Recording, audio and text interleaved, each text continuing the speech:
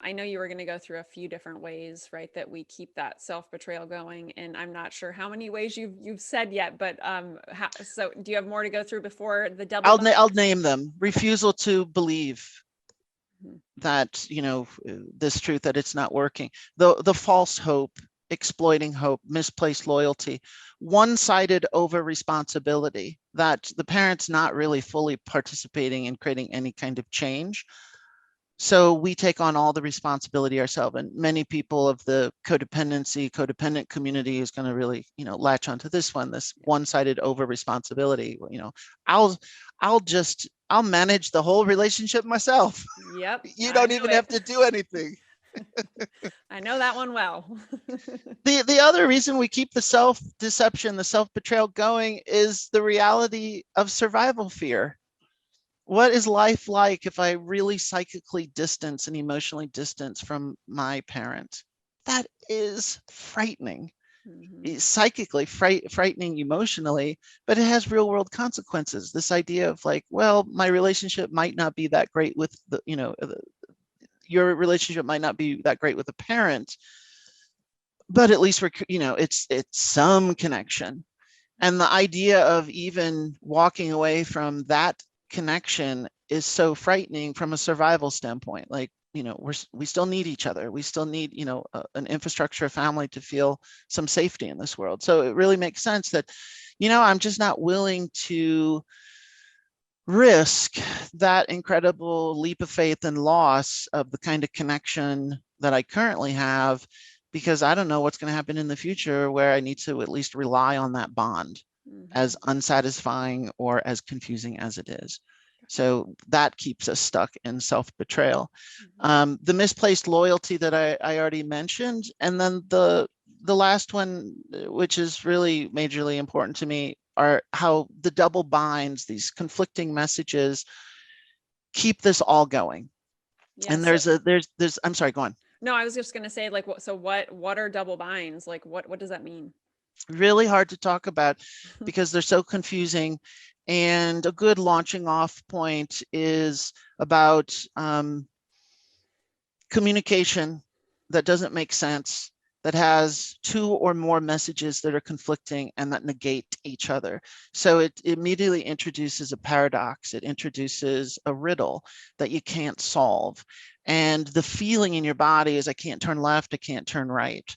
It's the feeling, respectfully, just awareness of my language, to people listening. It's the phrase, I'm damned if I do, I'm damned if I don't. Mm. And initially, a lot of research around double binds, talk about it being a crisis of communication. And for me, I like thinking of it in terms of a crisis of allegiance. You internally feel so confused around your allegiance to attachment, to wanting to bond and connect with a parent, but yet knowing this relationship is not serving me. And in order to stay in this relationship, I need to deny myself. Mhm. So how do I pick? Right. You can't, that's the point of a double bind, is there's no clear path and no clear answer. And many people in adult relationships who are just stuck, are reoccurring, lifelong, chronic relationship to feeling stuck in relationships, it can be either the origin of that is that we're still looping in this original double bind with our parent, or to just say that we've learned this in our family system and that's what we bring to our adult relationships. Hmm. Yeah, I've honestly never looked into the term, and it makes me think of, like, correct me if I'm wrong. So like maybe an example would be someone who's in an emotionally abusive, like really not great relationship for them, but they also at the same time don't feel like they can leave because they're in that kind of push pull thing. Is that an accurate way to think about We it? have double binds based upon directives like communication, like real cognitive ideas. So for example, one that I like in my research, it comes up often, you read about it, is when the mother tells the child, be spontaneous. Mm, If the child is spontaneous, the child's not acting spontaneous because they're fulfilling the directive of the parent, and they're immediately in this confused state of, am I authentically spontaneous, or am I just doing this because my parent told me to be spontaneous, which is a directive, which means I'm not spontaneous, but I'm supposed to be spontaneous. Mm-hmm. Yeah. And for me, the hook, and I think I've mentioned this a little earlier, you know, for me to the platform for you and me today, and how we're exploring this is really this phrase, this idea, you love me, but you don't know me. Mm. And if I know this relationship isn't satisfying and I'm perpetually stuck in the child role, I can't stay and I can't leave. And that's my own internal double bind. Mm-hmm. And then we receive double binds. A double bind could also be behavioral and emotional. So let's say a parent says, I love you, and then turns away with a look of contempt or disgust. Or a parent says, I love you, and they're so frightened of being a parent, they turn away and their fear shows on their face. So the child is immediately getting mixed messages. Double binds often, you know, is this ongoing chronic riddle of mixed messages. And on one hand, we say like, oh, wow, my parent is either behaving as if they love me, attempting to be close, and simultaneously they're frightened of me as their child.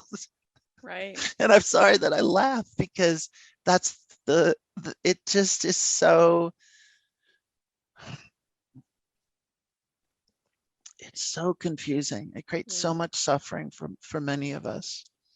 Yeah. And then, right, like, you know, my experience is, right, I'm a stepmom to two teenage girls, and I've been in their life since they were toddlers, and I just dearly love them. And I have noticed, right, like there are certain things that are things that I would want to do a certain way, and then I start recognizing that, right, oh my God, that's my mom, or oh my God, that's my dad. And then I start to understand, right, like you talk about the fear, right there, right, like if we're not like secure within ourselves, there is a fear. It's, oh my God, I don't want to like mess this up, or I don't want to just, yeah, like, so I totally get that. And recognizing that, of course, through having kids, and then learning more about, you know, what maybe was going on with our human parents, right, that were dealing And with whatever. from the point of view of you know, the child's point of view with the parent,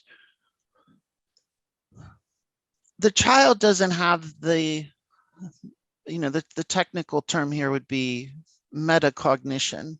The child isn't able to say, hey, wait a minute, I'm noticing conflicting messages. Right. Yep. That you behave one way, you're sharing, you're coming from an emotional place, there's an emotional connection that is being negated by this other behavior. Or let's say that the parents also has extreme anger outbursts, and there's this, you know, inherent confusion around wanting to let in and accept the love of the parent, who also then at times feels so unsafe because of the anger outburst. Yeah. And the child doesn't have the ability of meta communication or metacognition to pull back and say, hey, parent, I just want to point out to you that these two things are happening simultaneously. But here's the thing, we feel it in our body. A 12-year-old might not be able to say that, but a 12-year-old feels it. AVAIYA has changed my life. AVAIYA has made me the woman I am today. AVAIYA is my home. AVAIYA is personal freedom. AVAIYA is the reason my life continuously improves. Let everyone in your life know about AVAIYA. Everyone needs to know about this amazing company. Thank you, AVAIYA, for appearing in my inbox. What ALLEN and Ande Anderson have created at AVAIYA is what the world needs.